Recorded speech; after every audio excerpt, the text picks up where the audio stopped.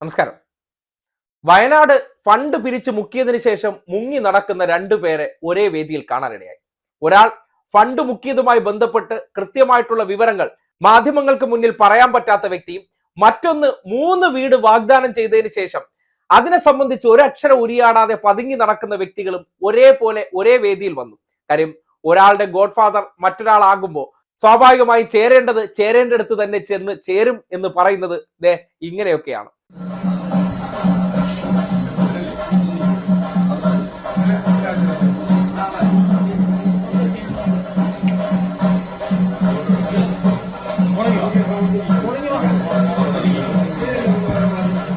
കണ്ടില്ലേ, വീട് കൊടുക്കുന്നതുമായി ബന്ധപ്പെട്ടുള്ള ഡിസ്കഷനാണ്. ഈ കൊടുക്കൊന്നും വേണ്ട, നമ്മൾ ഇങ്ങനെ ഡയലോഗ് അടിച്ച് നിൽക്കുക, പുതിയ വിഷയത്തിന് കാത്തിരിക്കുക. നമ്മുടെ നാട്ടിലെ ആൾക്കാർക്കൊരു പ്രത്യേക സ്വഭാവമുണ്ട്. അവർക്ക് എന്തെങ്കിലും വാഗ്ദാനം കൊടുക്കുന്ന സന്ദർഭത്തിൽ അങ്ങ് വാരിക്കോരി അങ്ങ് പ്രഖ്യാപിക്കണം, പിന്നെ കൊടുക്കുകയും ചെയ്യരുത്. അതായത് നമ്മൾ മറ്റു വിഷയങ്ങൾ എടുത്ത് ഫ്രണ്ടിൽ വെച്ച് ഈ വിഷയത്തെ ഓർക്കാത്ത രീതിയിലാക്കി തീർക്കണം. എവിടെയെങ്കിലും ഉയർന്നു വരുന്ന സാഹചര്യം ഉണ്ടാകുകയാണ്, അല്ലെങ്കിൽ ആരെങ്കിലും കുത്തിപ്പൊക്കുകയാണെങ്കിൽ ഞാൻ ചെയ്യും പോലെ കുറച്ച് ദിവസത്തേക്ക് മാധ്യമങ്ങളുടെ മുന്നിൽ വന്ന് ചോദ്യങ്ങളെ കേൾക്കാനോ അല്ലെങ്കിൽ ചോദ്യങ്ങൾക്ക് മറുപടി പറയാതെ മുങ്ങി നടന്നാൽ മതി. അതോടുകൂടി അടുത്ത വിഷയം വരുമ്പോൾ ഈ വിഷയം ആൾക്കാർ മറന്നുപോകും. ഈ തന്ത്രമാണ് ഇപ്പോ ഇവർ രണ്ടുപേരും തമ്മിലുള്ള കൂടിക്കാഴ്ചയിൽ പറഞ്ഞു കൊടുക്കുന്നത്. രണ്ടുപേരെയും കഴിഞ്ഞ കുറച്ച് ദിവസങ്ങളായി മാധ്യമങ്ങളിൽ കാണാനില്ല, സോഷ്യൽ മീഡിയയിൽ കാണാനില്ല.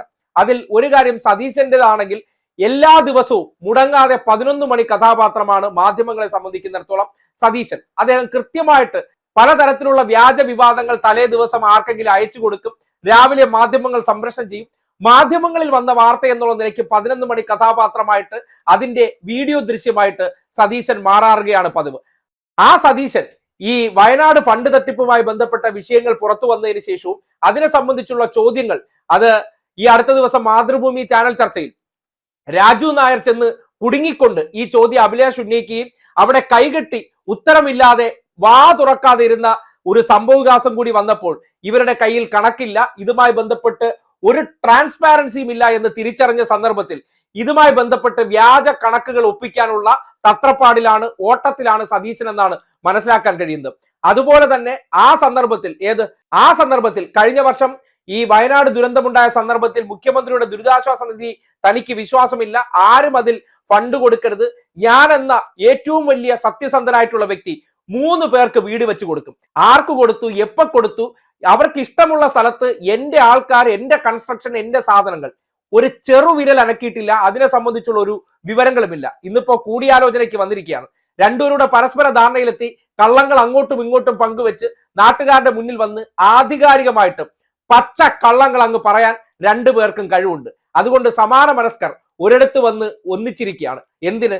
2 പേരും ചെയ്തിരിക്കുന്നത് ഒരേപോലത്തെ കള്ളങ്ങൾ. ഇന്നലകളിൽ ദുരിതാശ്വാസ നിധിക്കെതിരെ പ്രചരണം നടത്താൻ വേണ്ടി സ്ക്രിപ്റ്റ് കൊടുത്തത് സതീശനാണെന്ന് സംശയിക്കേണ്ടിയിരിക്കുകയാണ്. ആ സതീശൻ ഇപ്പോ ദുരിതാശ്വാസ നിധിക്ക് ബദലായിട്ട് സ്വന്തം നിലയ്ക്ക് KPCCയുടെ ഫണ്ട് ശേഖരണം നടത്തിയതിനു ശേഷം ആ ഫണ്ട് ശേഖരണത്തിൽ പോലും ഗുരുതരമായ വീഴ്ചയും ആ ഫണ്ട് മുക്കി എന്ന ആരോപണവും, അതിന് കൃത്യമായിട്ട് കണക്കില്ല, എത്ര രൂപ പിരിച്ചു എന്നതിനെ സംബന്ധിച്ച് പറയാൻ കൂടി കഴിയാത്ത സാഹചര്യം എത്തിയിട്ടുണ്ടെങ്കിൽ, സ്വാഭാവികമായി ഇവർ രണ്ടുപേരും ഒരേയിടത്ത് എത്തിയിട്ടുണ്ടെങ്കിൽ എന്ത് ചെയ്യണമെന്നുള്ള 2 കപടന്മാർ തമ്മിലുള്ള ആശയ സംവാദം നടന്നു. അതിനുശേഷം ഈ പറയുന്ന മാരാർ കപടനോട് നേരെ പോയി നിന്റെ സോഷ്യൽ മീഡിയ പ്ലാറ്റ്ഫോമിലൂടെ ഒരു തള്ളൂടെ അങ്ങ് തള്ളിയനെ, എന്നെയും കൂടി പൊക്കി അടിച്ചിരുന്നാൽ മതി, ബാക്കി ഞാൻ എന്റെ കൊട്ടേഷൻ മാപ്രകളിലൂടെ ഡയലോഗ് അടിച്ച് നിന്നോളാം.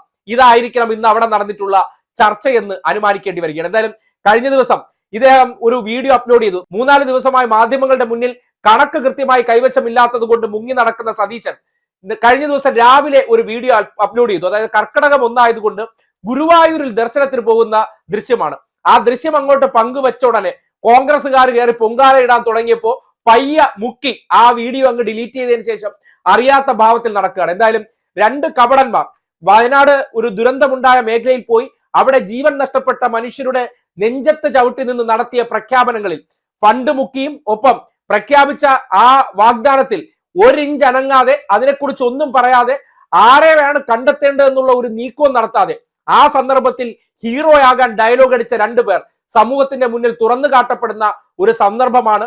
അവർ 2 പേരും ഇന്നലകളിൽ ചെയ്തുകൊണ്ടിരുന്ന പ്രവൃത്തിയിൽ നിന്ന് മുങ്ങി നടക്കുന്നുണ്ടെങ്കിൽ അതിന്റെ കാരണം എന്താണെന്നും ഈ ദൃശ്യം തെളിയിക്കുന്നുണ്ട്. 2 പേരും ഒരുമിച്ച് ഒരിടത്ത് എത്തിയിട്ടുണ്ടെങ്കിൽ 2 പേരുടെയും ഈ മുഖ്യ കഥകൾ, അല്ലെങ്കിൽ നമ്മൾ ഇനി എങ്ങനെയാണ് അടുത്ത കള്ളങ്ങൾ കൊണ്ട് ഇതിനെ മറയ്ക്കാൻ ശ്രമിക്കുക അല്ലെങ്കിൽ പിടിച്ചു നിൽക്കാൻ ശ്രമിക്കുക എന്നുള്ള കൂടിയാലോചനകൾക്ക് വേണ്ടി ആയിരുന്നു ഈ ഒരു കൂടിക്കാഴ്ച എന്ന് പറയേണ്ടി വരികയാണ്.